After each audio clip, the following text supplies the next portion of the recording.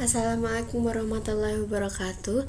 Nama saya Adina Maulidia Slama Atamimi dengan NPM 51716111008. Ingin menjelaskan materi terkait ujian akhir semester saya, yakni pada mata kuliah gender dengan presentasi yang berjudul Gender and Developing Countries, Otonomi Tubuh di Negara Berkembang. Jadi apa sih itu otonomi tubuh? Otonomi tubuh sendiri merupakan sebuah kemampuan seseorang untuk membuat pilihan dan keputusan atas tubuh dan masa depan tanpa ketakutan akan kekerasan atau paksaan seperti kapan, apakah, dan dengan siapa kita ingin berhubungan seks dan hamil, serta kemampuan untuk mengakses layanan medis. Menurut PBB sendiri, hanya setengah perempuan di negara berkembang yang berdaulat atas tubuhnya sendiri. Itu sebuah penelitian yang dilakukan oleh PBB. Otonomi tubuh perempuan di negara berkembang hanya terdapat 55% wanita yang sepenuhnya diberdayakan untuk membuat pilihan atas perawatan kesehatan, kontrasepsi, dan kemampuan untuk mengatakan ya atau tidak terhadap seks. Lalu, 56% negara yang memiliki undang-undang dan kebijakan yang mendukung pendidikan seksualitas yang komprehensif. Lalu hanya ada 80% negara yang memiliki undang-undang yang mendukung kesehatan dan kesejahteraan seksual. Lalu hanya ada 71% negara yang menjamin akses ke perawatan bersalin secara keseluruhan.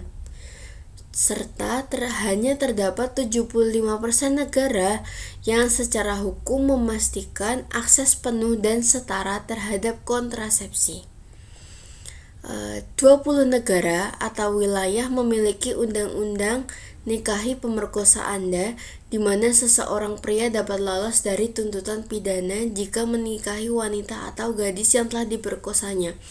Padahal hal tersebut memberikan dampak yang buruk bagi mental dan traumatis pada korban pemerkosaan apabila mereka dipaksa untuk menikahi pemerkosanya. Lalu, 57 negara di dunia tidak memberikan kebebasan untuk melakukan apapun atas tubuhnya sendiri terhadap perempuan, termasuk seks, penggunaan alat kontrasepsi, atau perawatan kesehatan. 43 negara tidak memiliki undang-undang yang menangani masalah perkosaan dalam pernikahan, perkosaan oleh pasangan, karena hal tersebut dianggap sebagai sesuatu yang wajar apabila terjadi perkosaan oleh pasangan sendiri. Lalu 30 negara membatasi hak perempuan untuk beraktivitas di luar rumah.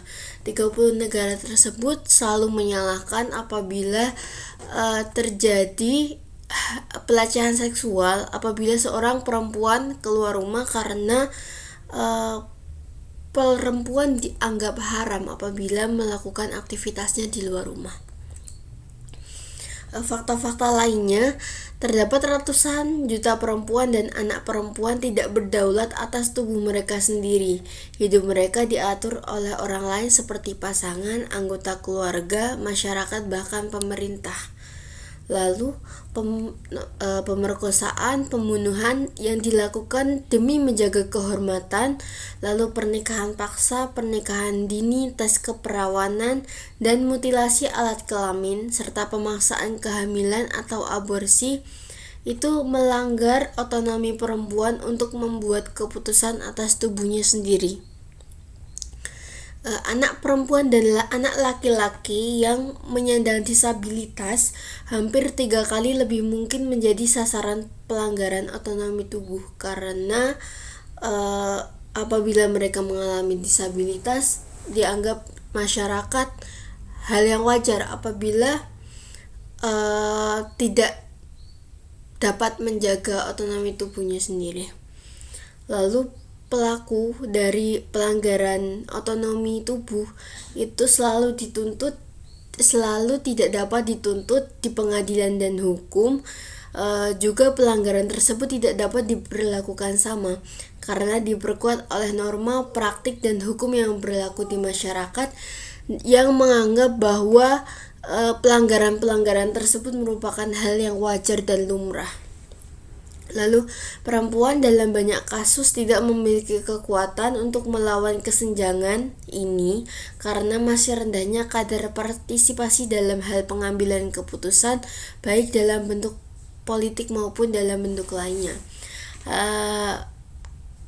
Tidak berdayanya perempuan ini disebabkan karena memang sudah menjadi hal yang lumrah bahwa perempuan itu tidak dapat mengambil keputusan sendiri seperti halnya keputusan untuk berpolitik maupun dalam pengambilan keputusan dalam banyak hal karena tidak adanya kesetaraan gender dan adanya stereotip yang menganggap bahwa wanita itu lemah dan tidak dapat mengambil keputusan secara bijak. Lalu pandemi COVID-19 memperburuk situasi bagi perempuan karena memberikan peningkatan kekerasan seksual, lebih banyak kehamilan yang tidak diinginkan, dan hambatan baru atas akses kesehatan bersama dengan hilangnya pekerjaan dan pendidikan. Seperti yang kita tahu, karena terlalu lama adanya isolasi di rumah sendiri itu memberikan dampak lebih banyaknya kekerasan seksual karena selama berhari-hari yang dilihat hanya suami, istri, lalu jadi mereka lebih emosinya tinggi dan lebih tahu tentang sifat-sifat asli dari pasangan mereka. Lalu asas kesehatan juga karena rumah sakit penuh dan semakin sulit untuk mendapat pelayanan kesehatan dibersamai dengan hilangnya pekerjaan dan pendidikan bagi semua masyarakat, khususnya bagi perempuan. Terlebih ada beberapa juga pekerjaan yang memberikan stereotip pada perempuan bahwa perempuan yang sudah menikah dan memiliki anak itu tidak boleh diterima. Lalu mengapa hak-hak otonomi tubuh sangat kurang di negara berkembang? Ini foto di sini merupakan foto dari Natalia Kanem, yakni seorang direktur eksekutif UNFPA. Beliau mengatakan bahwa masalah struktural dan sosial seperti pelanggaran sosial seputar seks bagi perempuan dan juga patriarki yang mengakar menyebabkan kerabat laki-laki merasa memiliki kuasa atas pilihan yang diambil oleh perempuan. Lalu apabila kendali perempuan terhadap otonomi tubuhnya sendiri disangkal, maka ketidaksetaraan gender tersebut akan semakin kuat dan kekerasan yang timbul dari diskriminasi gender sejatinya akan menjadi akar masalah dari tidak adanya kesetaraan tersebut akan terus terjadi.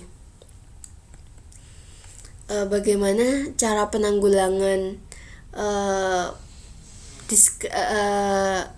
ketidakadilan otonomi tubuh ini oleh dunia internasional?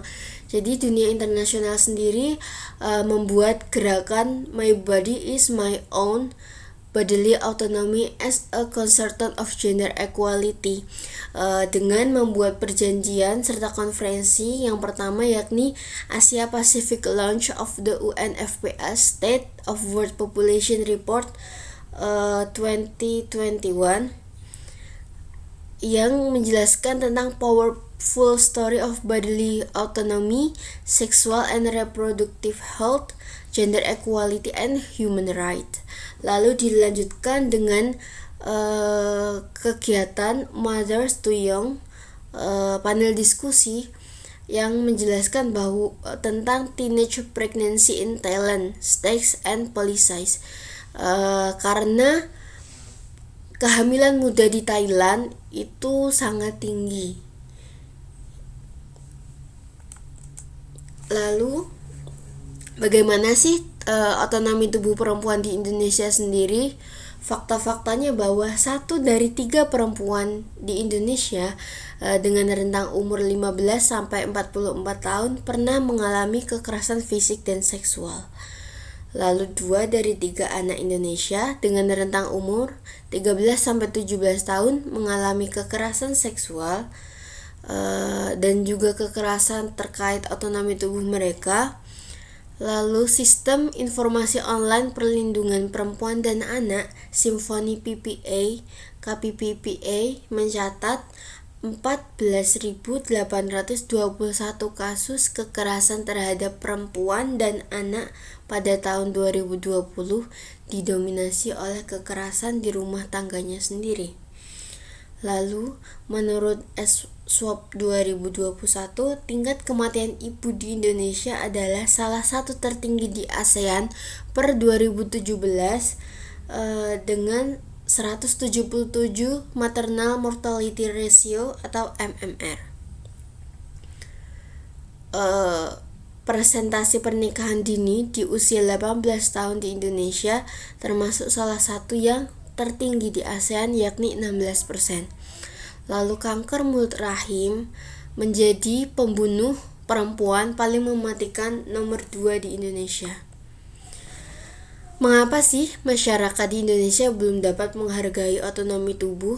Yang pertama adalah kurangnya pengetahuan. Seperti yang kita tahu bahwa kebudayaan dan juga anggapan-anggapan agama masih sangat kental di Indonesia yang menganggap bahwa perempuan itu harus selalu menuruti laki-laki,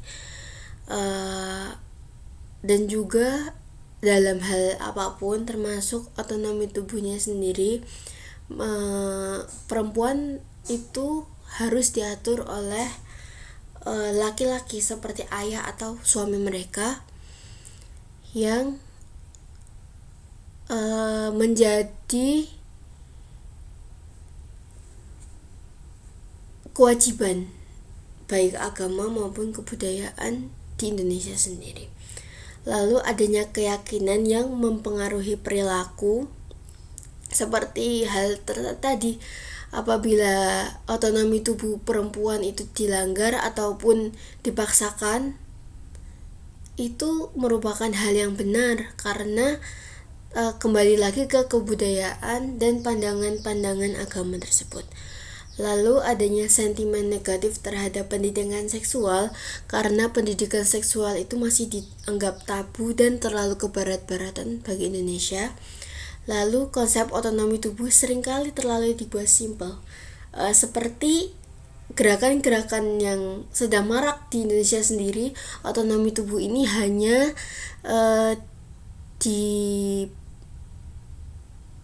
dianggap bahwa kebebasan dalam hal berpakaian, padahal otonomi tubuh sendiri lebih dari sekedar kebebasan terhadap pakaian, karena otonomi tubuh ini termasuk ke dalam ingin tidaknya perempuan untuk hamil, ingin tidaknya perempuan untuk menikah, bagaimana kesiapan tubuh dan kesiapan mentalnya, serta ingin tidak sih perempuan melakukan keluarga berencana atau KB. Apa saja yang sudah dilakukan pemerintah Indonesia? Badan Kependudukan dan Keluarga Berencana Nasional BKKBN meluncurkan laporan State of World Population atau SWOP 2021 yang bertajuk Otonomi Tubuh, Tubuhku Adalah Milikku. Lalu menurut Deputi Bidang Perlindungan Hak Perempuan yakni Ratna Susianawati SHMH, di Indonesia sendiri kesetaraan gender dan otonomi tubuh adalah salah satu hal yang diperhitungkan atau penting dalam Konstitusi Negara Kesatuan Republik Indonesia atau NKRI di tahun 1945. Menurut Alisa, seorang aktivis perempuan, pemerintahlah yang seharusnya memainkan peran utama untuk memenuhi kewajiban di bawah Perjanjian HAM dan mengubah struktur sosial, politik, kelembagaan, dan ekonomi yang memperkuat ketidaksetaraan gender melalui perubahan kebijakan negara, pendekatan teologis, peran organisasi, masyarakat sipil, perubahan perspektif masyarakat, akar rumputnya. Ini referensi yang saya ambil untuk membuat PPT ini. Lalu analisis dari saya sendiri atau pendapat dari saya sendiri, walaupun sudah dikatakan bahwa NKRI sendiri mementingkan otonomi tubuh, buktinya otonomi tubuh di Indonesia masih sangat kurang. Tidak hanya di Indonesia, di seluruh dunia juga pentingnya otonomi tubuh sendiri masih sangat kurang. Otonomi tubuh hanya dianggap remeh dan sepele seperti yang saya sebutkan tadi mengenai kebebasan berpakaian bagi perempuan. Padahal otonomi tubuh sendiri mencakup hal-hal yang lebih luas terkait bagaimana perempuan ini menjaga tubuhnya sendiri, baik dari pemaksaan kehamilan, pemaksaan dalam melakukan KB atau keluarga berencana, bagaimana pelayanan kesehatan yang diperoleh oleh perempuan, dan berbagai pilihan perempuan lainnya atas tubuh mereka dan atas masa depan dari tubuh mereka sendiri. Saya harap bahwa semoga masyarakat Indonesia, khususnya Indonesia maupun masyarakat global, semakin memahami pentingnya dari otonomi tubuh mereka, sehingga akan dapat mengurangi tingkat-tingkat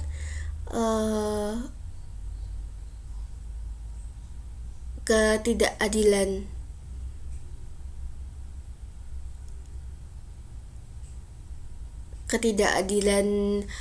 gender, dan juga akan mengurangi diskriminasi gender sendiri. Terima kasih. Sekian presentasi dari saya. Mohon maaf jika banyak kurangnya.